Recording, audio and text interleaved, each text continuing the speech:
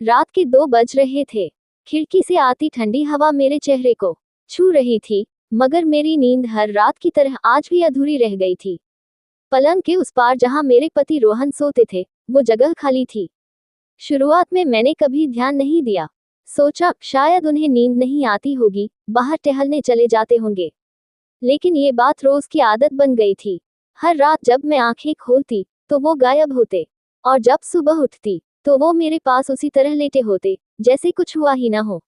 धीरे धीरे ये बात मेरे जहन में घर करने लगी, वो आखिर जाते कहाँ हैं। एक दिन मैंने तय किया कि अब मैं इसका पता लगाऊंगी। उस रात मैंने भी नींद का नाटक किया। कमरे में हल्की हल्की रोशनी थी। वो धीरे से उठा, जैसे किसी चोर की तरह कदम दबाकर चल रहा हो। मेरी आंखें बंद थीं, पर दिल की धड़कनें तेज थीं। वो बाहर निकला, और मैंने कुछ मिनट बाद चादर उठाए और उसके पीछे निकल पड़ी। बाहर चांद की रोशनी थी।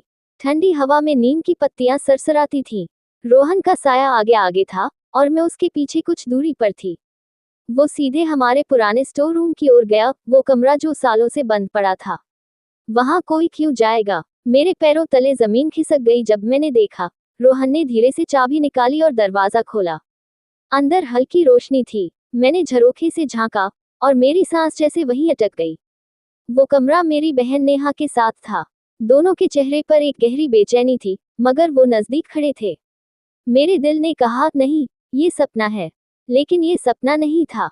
नेहा ने रोहन के कंधे पर हाथ रखा और कहा, अगर उसने जान लिया तो सब खत्म हो जाएगा।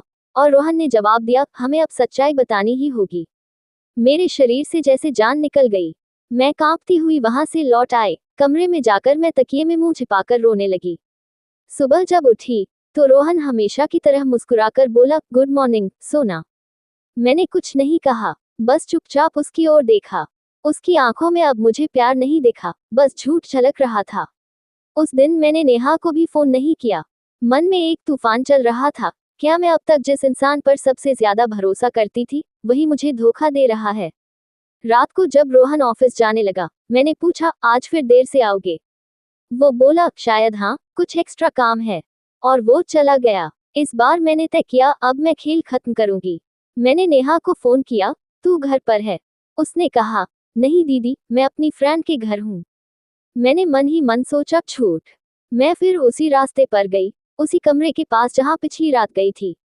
दरवाजा बंद था, मगर अंदर से हल्की हल्की आवाजें आ रही थी।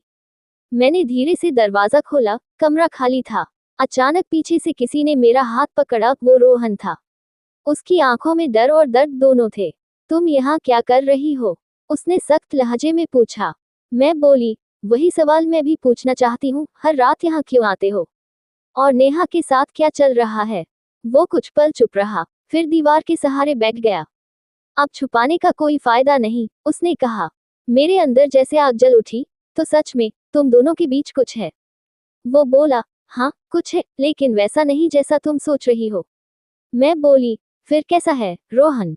वो बोला, नेहा बीमार है, बहुत गंभीर बीमारी से। उसे डिसोसिएटिव ट्रॉमा है, यानी वो अपने कुछ सालों की यादें खो चुकी है। और वो रात में अकेली रहती थी तो डर जाती थी। मैं हर रात उसके पास जाता था ताकि वो खुद को संभाल सके। मैं सन रह गई। लेकिन तुमने मुझे बताया क्यों नहीं?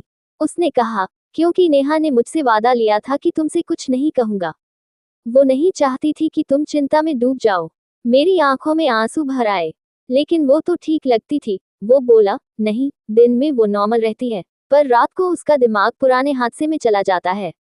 कौन सा हादसा? मैंने पूछा। 3 साल पहले जो एक्सीडेंट हुआ था, जिसमें तुम्हारी मम्मी गई थी, और नेहा उसी कार में थी।